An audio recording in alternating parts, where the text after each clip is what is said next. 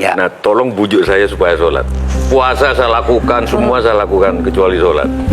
Ketika Allah perintahkan ibadah-ibadah yang lain, itu cukup perintah ayat saja turun. Allah perintah haji, ayat saja turun. Allah perintah puasa, ayat saja turun. Allah perintah bayar zakat, ayat saja turun. Tapi ketika Allah perintah sholat, tidak boleh ayat turun. Nabi dijemput oleh 2 malaikat, kemudian diajak naik, ketemu dengan Allah untuk menerima perintah ini. Kenapa? Karena perintah ini sangat penting. Mas, saya boleh dagang, bayar zakat sambil nyanyi. Saya boleh haji sambil nyanyi. Tawaf, labbaik Allahumma labbaik, labbaik la syarika lak labbaik. Boleh. Ya, saya bayar zakat boleh sambil nyanyi. Begadang jangan begadang. Kenapa? Salat tak boleh. Allahu Akbar. Darah muda, darahnya pada batal salat saya. Kenapa? Inilah puncak penghambaan kepada Allah. Jadi puncak penghambaan kalau saya meraku hamba, salat. Yang paling mulia dalam tubuh kita, kepala. Adik-adik bercanda dipukul pantatmu masih senyum. Dorong dadamu masih senyum, tapi jangan bercanda pukul kepalamu. Tak, kau pukul kepala saya pasti saya marah. Kenapa? Harga diri di sini. Tapi ketika kita sholat, anggota tubuh yang paling mulia, kepala, rendahkan seperti kaki. Kita akan Ini penting. Kalau saya sudah mulai ini. Oke. Ya, karena kalau ketika saya mau sholat, saya melihat banyak koruptor sholat. Ya, Saya melihat banyak orang sholat yang kalau aja saya ajak ngomong main HP, dia punya adab. yang paling enak memang sholat tidak korupsi. Yang paling nyaman memang, paling ideal sholat jujur. Tapi wala talbisul haqqa bil batil, kata Allah. Allah tidak mencampurkan antara hak dan batil. Sholatmu beda, puasamu beda, maksiatmu beda.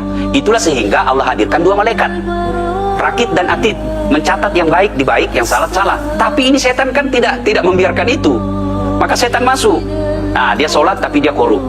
Tapi Allah Maha Adil, maka ditimbanglah nanti mana yang lebih banyak, kebaikanmu atau keburukanmu. Kalau dia baik amalnya tapi tidak ada sholatnya, sia-sia. Kenapa? Passwordnya kebaikan itu, kuncinya itu adalah sholat. Ustadz, ketika naik haji, naik pesawat itu mungkin dibikin orang yang nggak sholat. Iya, betul. Terus gimana dong? Nah, kursi itu mungkin dibikin orang yang nggak sholat. Iya, betul. Terus? Nah, bagi orang yang tidak sholat itu, Allah nanti perlihatkan amalnya. Yang ciptakan listrik ini luar biasa amalnya. Iya. Saya bisa dakwah karena ada mic. Iya. Dan mic itu dari orang non-muslim yang Iya. ciptakan. Maka Allah nanti pamerkan. Ini kau punya amal. Oh, ini 10 kuda, 10 miliar kau punya amal. Mana passwordnya? Mana kuncinya? Kuncinya itulah sholat. As-sholatu imanuddin, as-sholatu miftahul jannah. Sholat itu kunci kebaikan, sholat itu tiangnya agama. Sebuah bangunan, dia bisa berdiri tanpa dinding. Sebuah bangunan, dia bisa kokoh tanpa atap. Tapi ketika bangunan tidak punya tiang, pasti tidak kokoh. Tiang itulah dalam agama, sholat. Dia tidak khusyuk, tidak ada urusan Allah. Allah tidak hitung kamu khusyuk atau tidak. Kamu datang dan sujud sama saya. Ya, sudah sholat, idealnya dia bersih. Karena tidak mungkin sholat kalau dia tidak wudhu. Tapi kok ada orang sholat tapi jorok, buang sampah sembarangan.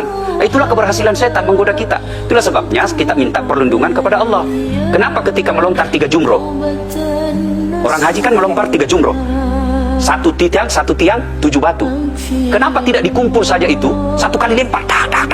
Kenapa? Kenapa mesti 3 hari dan kenapa mesti 3 titik? Itu pesan moralnya, melawan setan itu perlu napas panjang. Dengar azan, jangan pikir setan dia tebar itu. Tidak usah kau sholat, nanti kau tua. Anggaplah pergi sholat. Setan menyerah, tidak. Buru-buru kamu, buru-buru. Akhirnya apa? Wudhu tidak sempurna. Anggaplah anda wudhu dengan sempurna. Setan menyerah, tidak. Masuk masjid. Tidak usah sholat sunnah, tidak usah sholat sunnah. Prinsipnya setan, kalau dia tidak bisa dikalah, jangan untung. Nah, gimana Pak Tejo? Udah teryakin?